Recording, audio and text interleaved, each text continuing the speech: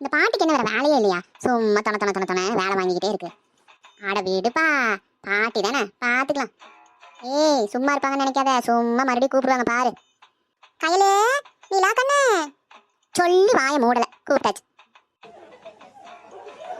இதா வார பாட்டி. இவ ஒருத்தி பாட்டிக்கு சின்சான் சைட்டு. சரி சரி, பாத்திரமெல்லாம் கொஞ்சம் கழுவி வச்சிருங்க. அதுக்கு தான் பாட்டி டிஷ் வாஷர் எங்க வாங்கலான்னு கூகுள் பண்ணி பார்த்துக்கிட்டு இருக்கேன். என்னது டிஷ் வாஷரா? அப்படின்னா? ஐயோ பாட்டி, பாத்திரமெல்லாம் அதுவே கழுவி கொடுத்துரும். ஆட பிள்ளைங்களா, நீங்க முதல் வேலை செய்ய கத்துக்கோங்க, அதுக்கப்புறம் டிஷ் வாஷர் பத்தி எல்லாம் யோசிக்கலாம். சரி, பாத்திரத்தை எல்லாம் நான் கழுவிக்கிறேன், அந்த துணிகளை கொஞ்சம் காய போடுங்க. ஏன் பாட்டி, வெயில் மண்டையில சுளீர் சுளீர் அடிக்குது, இதுல போய் என்ன துணி காய போட சொல்றீங்களா? அடடடடடா, வெயில தான் துணி காய போடணும், நிழல்ல போட சொல்லல. வாய்ப்பே இல்ல பாட்டி, வாய்ப்பே இல்ல. ஏன் பாட்டி, எனக்கு ஒரு சந்தேகம், கேளு. இவ்வளோ வேலையும் நீங்க தான் டெய்லி தனியா செஞ்சுட்டே இருந்தீங்களா? ஆமா, அதனாலதான் எங்களுக்கு எந்த ஜிம்மும் தேவையில்லை, எந்த கிரீமும் தேவையில்லை. அப்போ எங்களுக்கு?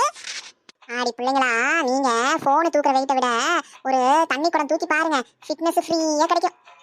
அதுவும் நல்ல ஸ்லிம்மா ட்ரிம்மா இருப்பீங்க, அழகா. ஐயோ பாட்டி, என்ன பசங்களா, வீட்டுல வேலை செய்யறது தண்டனை இல்ல, குடும்பத்துக்காக செய்யற அன்பு. சரி பாட்டி, நாளையில இருந்து உங்களுக்கு ஹெல்ப் பண்றோம். நாளைக்கா? இப்போ மாட்டுக்கு போய் புல்லு போடுங்க.